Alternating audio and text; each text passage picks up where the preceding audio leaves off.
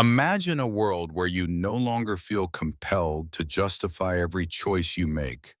A world where conviction rises quietly from within, untethered from the approval of others. Carl Jung, one of the greatest thinkers of the 20th century, wrote that the constant need to explain ourselves is a subtle prison, one built not of walls, but of expectations. Tonight, we step into the story of what happens when that prison door finally swings open. Inside his oak-paneled study in 1930s Zurich, Jung observed humanity with a gaze that seemed to pierce through time itself. For him, silence was not emptiness. It was a gateway to inner power. When you stop begging to be understood, the outside world may remain loud, but your own spirit begins to speak in a deeper register. This journey is not just a fragment of history, it's a mirror held up to the lives we lead today. Our path moves from the mist-covered streets of pre-war Europe to the glowing skylines of the digital age, from cobblestones damp with evening rain to the endless hum of modern cities. The same truth echoes.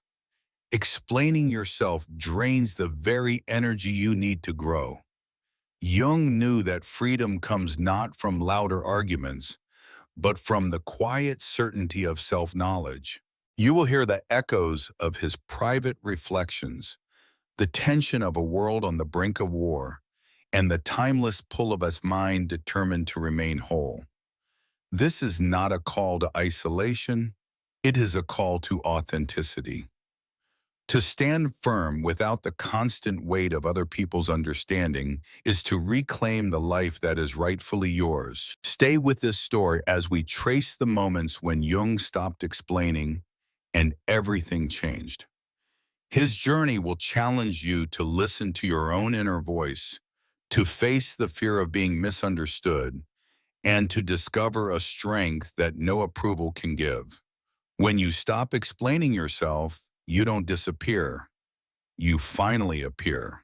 There is a quiet, almost electric moment that arrives in every life. A moment when you feel the weight of other people's expectations pressing against your chest like a heavy stone.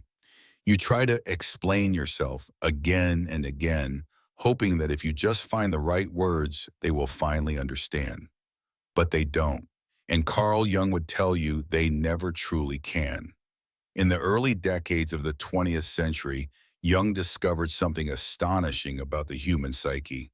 The more we strive to justify our choices to others, the further we drift from our own inner compass.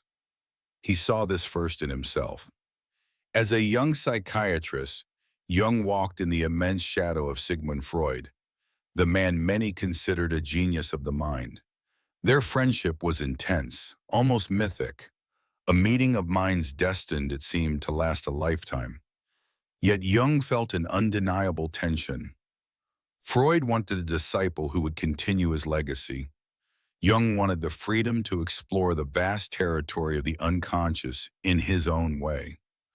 Letters flew back and forth, full of reasoning, explanations, careful arguments. But no explanation could bridge the fundamental divide. Jung finally understood that his path would remain misunderstood. To keep explaining himself was to waste his breath.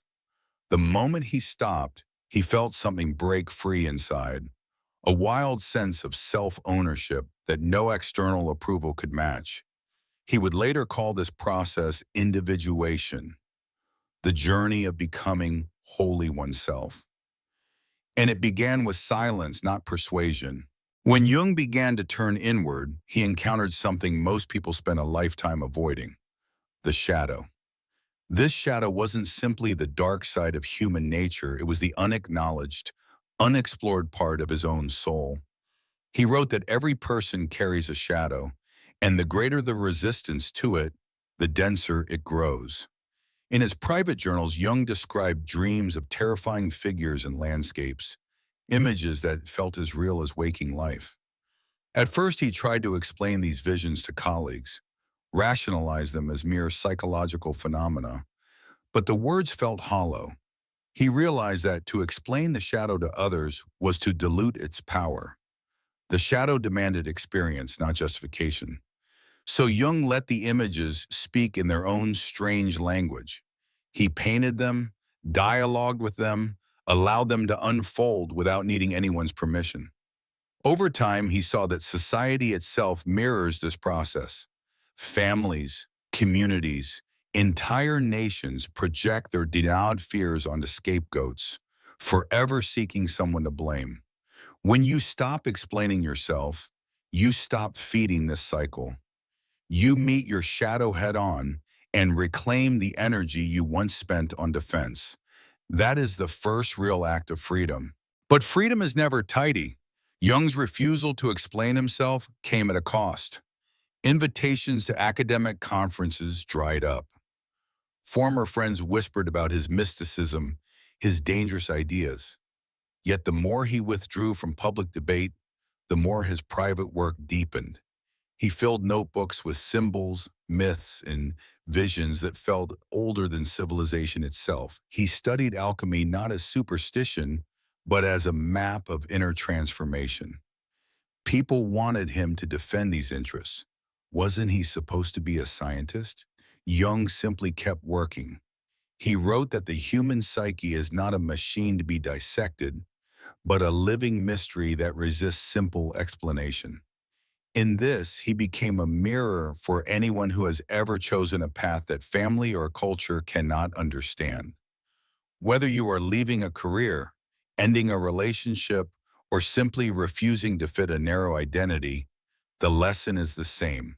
No amount of careful reasoning will convince those committed to misunderstanding you. Your life itself becomes the explanation, and that requires time. Silence, Jung discovered, has its own strange language. When you stop explaining, you begin to listen. He called this listening the dialogue with the unconscious, a slow, patient attention to dreams, intuitions, and subtle signals from the deeper layers of the mind. In modern terms, it's the difference between constantly defending your decisions and quietly inhabiting them. Imagine standing in a forest at dusk, no words, just the breath of the trees, the murmur of unseen life. That's the inner world Jung sought to inhabit. He believed that every individual has an innate drive toward wholeness, a pull toward a more authentic self that cannot be explained into existence. It must be lived. And this living begins the moment you allow the noise of other people's demands to fade. Friends may misread your quiet as arrogance. Colleagues may interpret your distance as defeat. Yet the silence is fertile. In it, you begin to sense the vast, untamed landscape of who you really are. Gradually, Jung's noise became a testament to the power of not explaining. He built a stone tower on the shores of Lake Zurich, a solitary retreat where he could carve symbols into rock and contemplate the rhythms of the seasons. He called it Bollingen. There he cooked his own meals, cut his own wood, and wrote in longhand by the fire. Visitors often asked him to explain the meaning of the tower. He would smile but offer little. The place was not a metaphor to be decoded. It was a lived reality, a physical manifestation of inner freedom. He once said that a person is most complete when they embrace both their light and their darkness, and that no one else can grant this wholeness. In the end, Jung's greatest teaching was not a theory, but a way of being. To live without the constant urge to justify, to allow your life to speak for itself. When you stop explaining yourself, you stop living for an audience. You become, at last, the author of your own story. As Jung settled deeper into this life of inner sovereignty, something remarkable happened. The more he refused to justify himself, the more people sought him out. Patients traveled across oceans to sit in his quiet study in Kusnacht, drawn not by flashy theories, but by the gravity of a man who embodied his own teachings. They came carrying secrets and sorrows, expecting diagnoses or clever explanations. Instead, Jung listened. He asked questions that turned their gaze inward. He understood that every attempt to explain oneself to the world is really a plea for validation. But true healing, he believed, begins when you no longer need that validation. In the stillness of his prayers, patients discovered their own voices. Jung's silence was not absence, it was an invitation. The paradox revealed itself. By letting go of explanation, he created a space where others could finally hear themselves. This quiet authority, neither defensive nor aggressive, became the hallmark of his practice and the essence of his influence. History, meanwhile, grew darker. The 1930s brought political chaos to Europe. Totalitarian regimes demanded conformity and obedience, punishing those who refused to explain their loyalty. Jung watched as nations succumbed to mass hysteria, a collective shadow erupting on a scale he had long predicted. He wrote cautiously, aware that every word could be twisted, but he refused to offer the easy slogans the world demanded. Instead, say, he warned that societies which force explanation breed only deeper unconscious violence. People want certainty, he said, because uncertainty is unbearable. Yet certainty is the very thing that blinds them. His quiet resistance, publishing essays that urged individuals to confront their own darkness rather than project it onto enemies, was a radical act.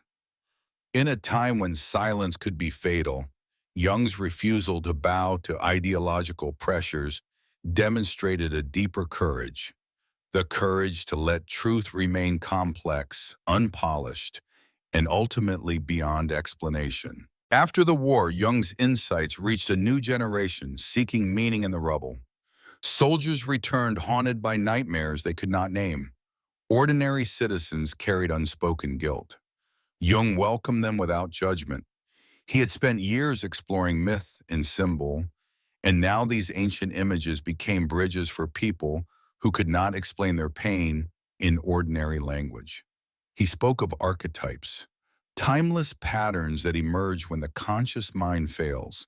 He showed how dreams of floods or burning cities mirrored not just personal trauma, but collective wounds. And again, he resisted the urge to simplify. He did not reduce these visions to neat formulas. He taught that the psyche speaks in metaphor and paradox, and that to force an explanation is to miss the message. Healing came not from verbal justification, but from accepting the mystery. As Jung aged, his own dreams turned luminous. He recorded visions of vast temples, radiant figures, and distant stars. He sensed that death itself was not an end, but a transformation, an archetypal passage as natural as birth. Visitors begged him to explain these revelations, to offer a final doctrine. He smiled and declined. The meaning makes itself, he once said, if you follow the images far enough. To explain would have been to betray the experience. He knew that the soul's journey could never be packaged into a single narrative. Each person must walk their own labyrinth, discover their own symbols, and meet their own shadow. By refusing to give final answers, Jung honored the individuality of every seeker. He left behind not a closed system, but an open path.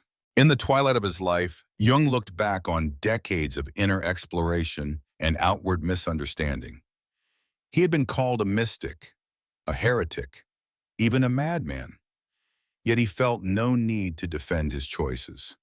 His work had entered the bloodstream of culture, psychology, art, literature, spirituality, without the armor of explanation. He once wrote, "I am not what happens to me, I am what I choose to become." That choice, he understood, is beyond debate, and this is where his legacy speaks to us now. We live in an age of constant commentary, where every action is met with demands for clarification. Jung's life is a quiet counterpoint. When you stop explaining yourself, you free yourself from the endless court of opinion.